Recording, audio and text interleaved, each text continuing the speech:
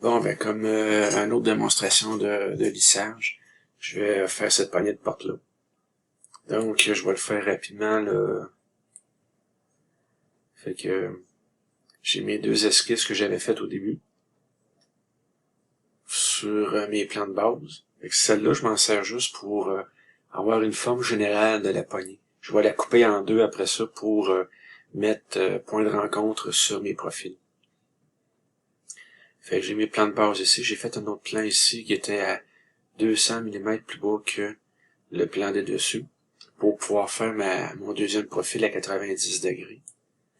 Fait que là, après ça, j'ai fait mon premier profil ici, qui est sur le plan de face.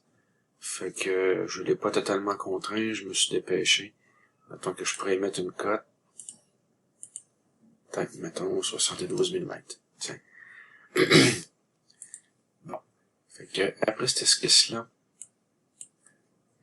je m'en suis pas servi. Cette esquisse-là, elle a juste servi pour venir positionner mon cercle ici.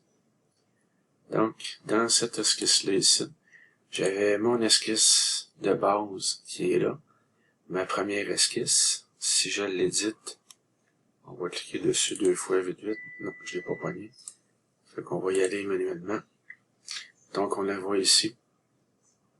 Fait qu'elle était 0,0, c'est elle est pas tellement compliquée. La deuxième esquisse, c'était ma petite ellipse ici. Fait qu'elle mesurait 20 par 40. Puis, je l'ai décalé de 137.24. Ça, c'est que j'avais suivi ma première courbe guide que j'avais faite ici. Fait que c'est de là que sort le 137.24, c'est à cause de elle. Fait que j'en ai nécessite, l'autre était un esquisse ou un profil. L'autre ici est à 90 degrés, 200 mm plus bas. Puis le centre 137.24 décalé.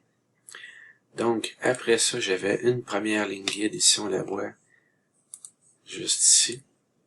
Bon. Fait que les données on a aperçu déjà de la fonction. Fait que voyez-vous, mon arc de cercle ici, je l'ai copié sur le premier que j'ai fait. Fait que je voulais avoir une forme de ma poignée. Je vais les décider de même.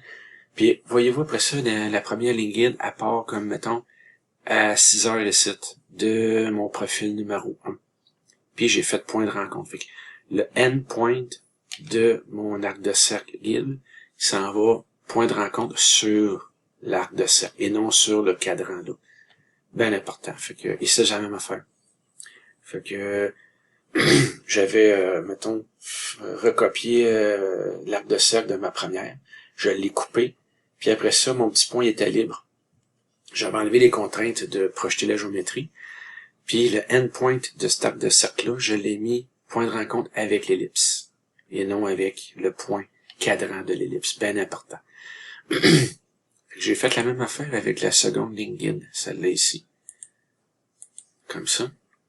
Et je l'ai mis un petit peu farfelu pour que ça donne de quoi de pas pire. Fait que encore là, point de rencontre avec l'arc de cercle qui est là. Ben important. Fait que j'avais recopié, mettons, ben non, celle-là, je l'ai faite à partir de elle. Je l'ai faite un petit peu à botch. Fait que j'ai mis quelques rayons pour faire plaisir. Un petit 35, 75 là, 20, 25, 325 là. Même mon petit 20, je pourrais peut-être le grossir un peu. Je trouve que c'est lettre. Bon, ça va être encore plus lettre. Fait que, mettons, je le mettrai à 18 d'abord. On va le réduire un petit peu. Fait que, puis c'est encore point de rencontre avec l'ellipse. On voit ma contrainte est là, genre jaune-orange. Ben important. Bon. Fait que là, j'ai réussi à faire mon lissage avec premier profil. Mettons, je vois mon lissage. Éditer la fonction. Fait que voyez-vous, premier profil, celui d'en haut. Deuxième profil, mon ellipse en bas. Ligne guide, la 8, celle ici est en bas. Ça, on peut un petit peu les dégager.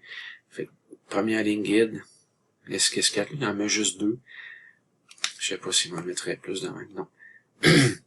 Fait que, premier profil, deuxième profil, c'est l'ellipse. Première ligne guide, deuxième ligne guide, c'est celle-là.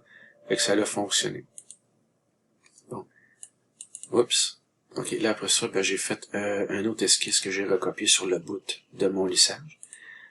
Pour aider monsieur à, justement, ici, les ramener. Bon, fait que le lissage 7. Fait qu'il y a... après ça, je refais une autre petite esquisse ici sur Toujours le plan de face, puis c'est un petit cercle tout simple à un diamètre de 30. La hauteur plus bas, je sais pas, je vais aller. On va la coter. On va voir c'est quoi sa hauteur plus bas. Fait 17. Elle est là. Et elle va me dire qu'elle n'aime pas la cote, qu'elle est déjà gérée par quelqu'un d'autre, mais c'est 450, pas de problème. OK. Au moins, là, on la sait. Fait que ma ligne guide ici, c'est que moi, j'ai recopié la première ligne guide que j'avais faite tantôt, cette première esquisse-là. Là, j'étais pas vraiment satisfait. Bon, OK.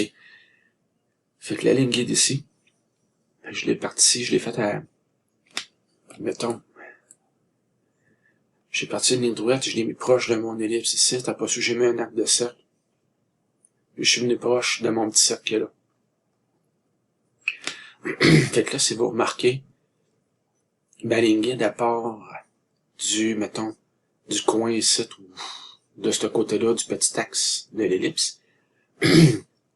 Puis, je m'en vais en bas du petit cercle. Fait que, en bas de l'ellipse, en bas du petit cercle. Fait que je garde une continuité dans mes affaires. Sans ça, ça se pourrait que j'ai des problèmes.